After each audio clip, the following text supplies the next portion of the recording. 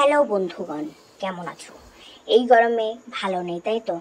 এই গরমে সবার গরম লাগে, আর আমার শুধু খিদে লাগে। সারাদিন শুধু খাই খাই খাই খাই, হাগুড়ার মতো সারাক্ষণ খাওয়ার জন্য বসে থাকে। কি যে খিদে পায়! সবাই দেখে বলে, পূজা তোকে আগে কি ভাল লাগতো, এখন মোটা হয়ে যাচ্ছিস। আরে কি আর বলবো, সারাদিন যদি এরকম খাই খাই করি, কি করে আর ভাল লাগবে? মোটা তো হবই, থালার মতো তো মুখটা হবেই। বোঝো না বুঝে বলো? তার মধ্যে পড়েছে সরল সিধা আমার হাজবেন্ড। এমনি ভালো মানুষটা, কি আর বলবো। থাকি তো আমি জানি কেমন, ভালো না খারাপ। থাক, লোকের সামনে তো আর বলতে নাই খারাপ। যাই হোক, আমার বরটা এত ভালো, কি আর বলবো। যা বলি যে এটা এনে দাও, এটা এনে দাও, খাবো, সঙ্গে সঙ্গে বলে তোমার যা খেতে ইচ্ছা করে বলবা, আমি তোমার জন্য এনে দেবো। আসলে ভয় পাই, বুঝলে? ভয় তো না ছাই। সবাই তো আর জানে না যে কি লোক। আসলে কি বলে তো, খুব ভালোবাসে তো আমাকে। বলে কি যে পূজা যা খাবে খায়। ভয় পায় এই কারণে যে আমি মোটা মানুষ, যদি গায়ের মধ্যে একটা লাফ দিই সেই মানুষ রোগা বাঁচবে, এই ভয়েই বলে যা খেতে ইচ্ছা করে। আসলে তো ব্যাপারটা অন্য। ব্যাপারটা হচ্ছে পালিয়ে টালিয়ে বিয়ে টিয়ে করেছি, আবার যদি এখন মেয়েদের হাতে এত আইন কাইন, তার মধ্যে যদি দেখে যে বউকে খেতে দিচ্ছে না, এই নিয়ে ঝগড়া টগড়া করি, তাহলে তো বিপদের জন্য যা খেতে ইচ্ছা করে বলে খাও।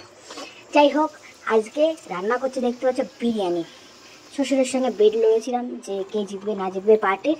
আজকে ভোটের রেজাল্টের দিন, তো রাত্রেবেলা এখন 8টা বাজে। তো বাবা বললো, বেডে বাবা হেরে গেছিলো, তো বাবা 100 টাকা দিয়েছে বিরিয়ানি খাওয়ার। তো আমি বললাম যে আমি একা খাবো কেন, আর কিছু টাকা দিয়ে সব কিছু নিয়ে এসে সবার জন্য বিরিয়ানি করি। তো 3জনের জন্য বিরিয়ানি করলাম। খেতে মোটামুটি ভালোই হয়েছিল। দেখো, আমি যেমন সিম্পলের মতো বানাই, এইভাবেই বানাই বাড়িতে।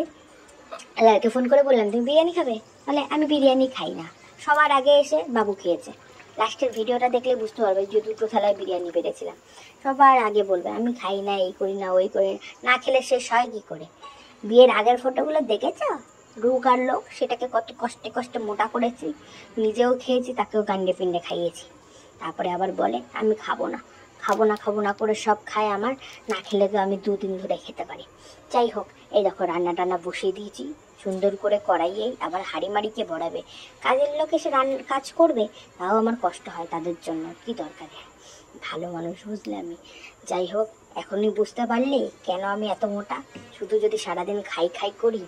আজকে এই খাওয়াটা কিন্তু লাস্ট, একটা দুঃখের খবরও আছে। কারণ ডাক্তার বলেছে 5-6 কেজি কমাতে। 5-6 কেজি না, 10 কেজি বলেছে। সবাইকে আর বলি না, 5 কেজি বলি। তো যাই হোক, ওই 10 কেজি না, সরি 5 কেজি কমাতে হবে। তো তো তার জন্য আজকে লাস্ট বিরিয়ানি খেয়ে নিলাম। এরপরের থেকে একদম ডায়েট। ডায়েট তো না ছাই, কোনো কিছু পারবো না। ডায়েট করছে এই জীবনে, একটা জীবন মরে গেলে আর খেতে পারবো না।